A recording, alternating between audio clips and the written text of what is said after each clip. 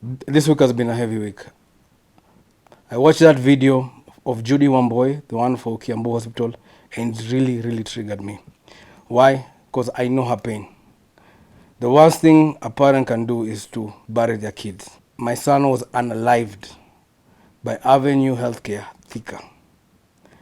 Similar to what had taken place, my wife had checked in, and it took more than 24 hours for them now to intervene on the CS, or emergency CS as they call it. What I'm going to highlight is a number of inconsistencies and in the number of procedures that weren't followed. We have this thing in Kenya that we trust our doctors so much. We trust our doctors, we trust the healthcare system to take care of us, because us as common mwananchi hatujui mambo za healthcare.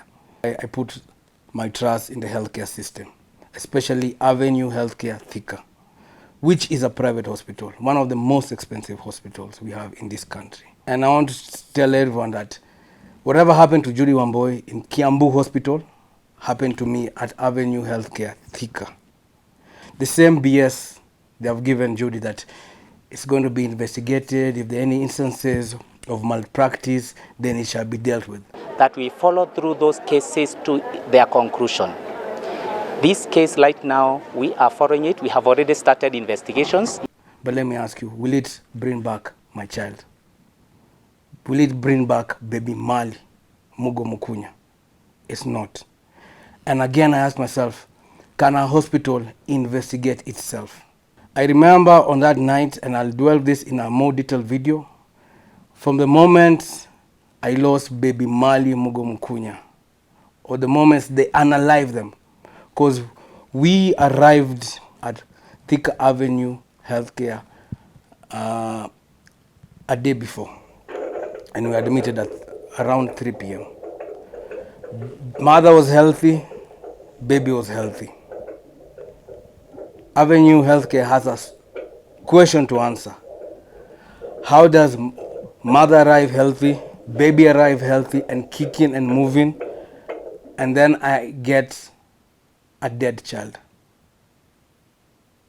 In one of the most advanced, most expensive hospitals, clearly there has been a malpractice, and enough of us are not talking about this.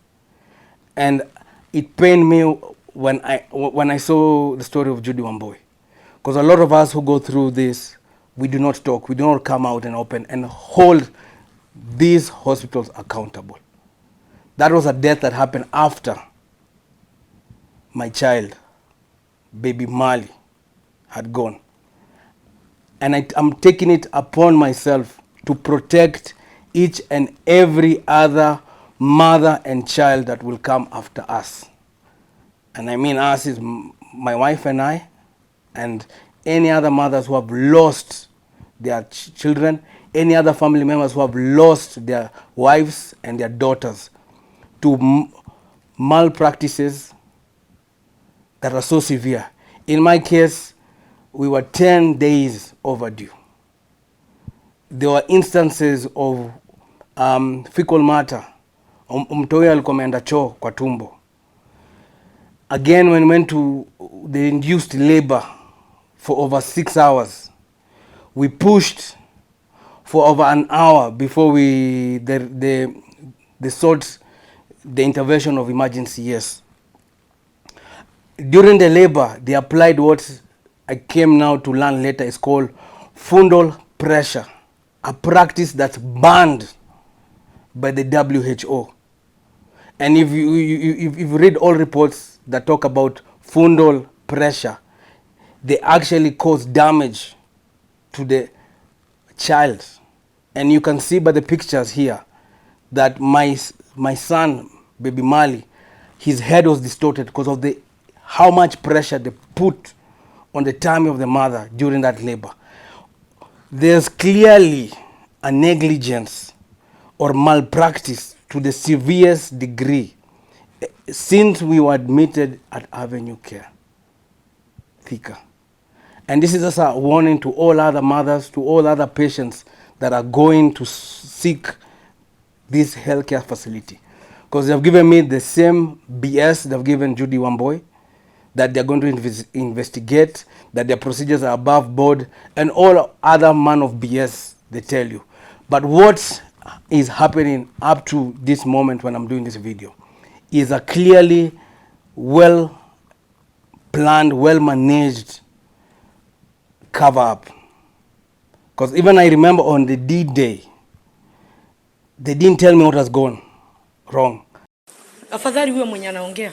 Mwenye amenyamaza ndiye mambo yote. 1 hour and a half passed. All I could see was doctors running up and down. No one is telling me anything. The same way they did for Judy Wamboi. And I'm saying this video triggered me because it put me back in that sense. No one is telling me what's going on. My wife is in the theater, my child is in the theater. I'm just seeing doctors rushing. No one is looking at me, no one is coming to inform me what's happening.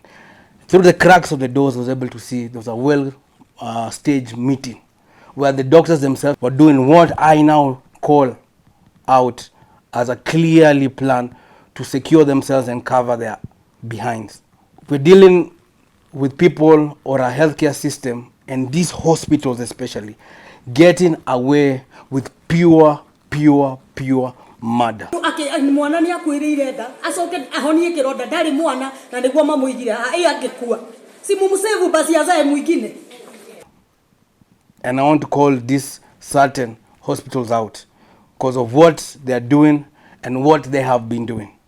And this is a caution to any other person who is intending on unasemanga ati ndahepa hospitali za gava.